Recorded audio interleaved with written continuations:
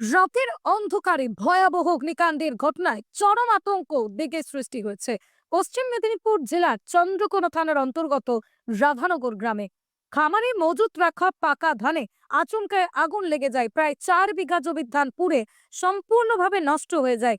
এই ঘটনায় ক্ষতির পরিমাণ আনুমানিক প্রায় 60,000 টাকা বলেই জানা গেছে। হঠাৎ ঘটে যাওয়া এই অগ্নিকাণ্ডে দিশেহারা হয়ে পড়েছেন ক্ষতিগ্রস্ত কৃষক স্বপন মণ্ডল ও তাঁর পরিবার। সারা বছরের পরিশ্রমের ফলানো ফসল চোখের সামনে পুড়ে ছাই হয়ে যাওয়ায় গভীর দুশ্চিন্তা অনিশ্চয়তার মধ্যে দিন কাটাচ্ছেন তারা। ছিলেন। আমি পেচ্চা বসতে উঠেছি, উঠে দেখছি মোটামুটি চৌমুখে ধরে গেছে আগুন। এবার আমি ছুটেছি চারদিকে ডাকতে, এটাকে ডাকতে গেলুম। কাদের কাদের ধান এটা? আমার মামার ধান। কতটা ছিল ধান?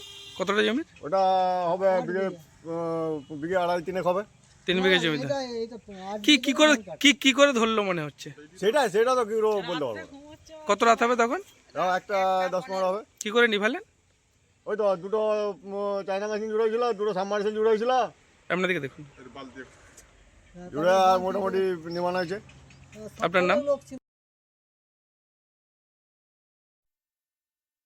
স্থানীয় সূত্রে জানা যায় রাধানগর গ্রামের বাসিন্দা স্বপন মণ্ডল কিছুদিন আগে মাঠ থেকে পাকা ধান কেটে নিজের খামারে মজুত করে রেখেছিলেন।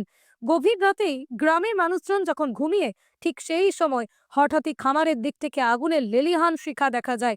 মুহূর্তের মধ্যেই আগুন ছড়িয়ে পড়ে খামারে রাখা ধানের স্তূপে। প্রতিবেশীদের চিৎকারে ঘুম ভেঙে যায় স্বপন মণ্ডল ও আশপাশের বাসিন্দাদের। রাতের অন্ধকারেই উপেক্ষা করে সকলেই ছুটে এসে পাম্প চালিয়ে বিভিন্ন উপায়ে আগুন নেভানোর চেষ্টা শুরু করেন।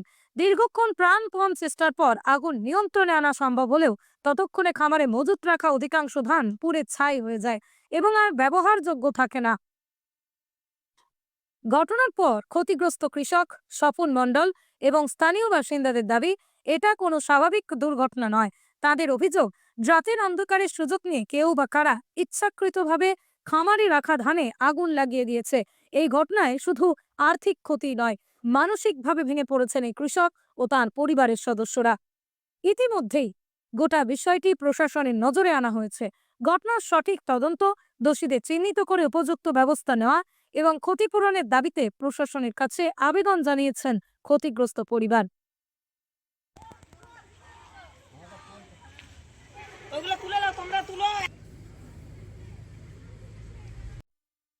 প্রশাসনের পক্ষ থেকে বিষয়টি খতিয়ে দেখার আশ্বাস দেওয়া হয়েছে বলেই সূত্রের খবর। এখন দেখার কি হয় শেষ পর্যন্ত। পশ্চিম মেদিনীপুরের চন্দ্রকোনা থেকে মিজানুর রহমানের রিপোর্ট, লোকাল 18 বাংলা।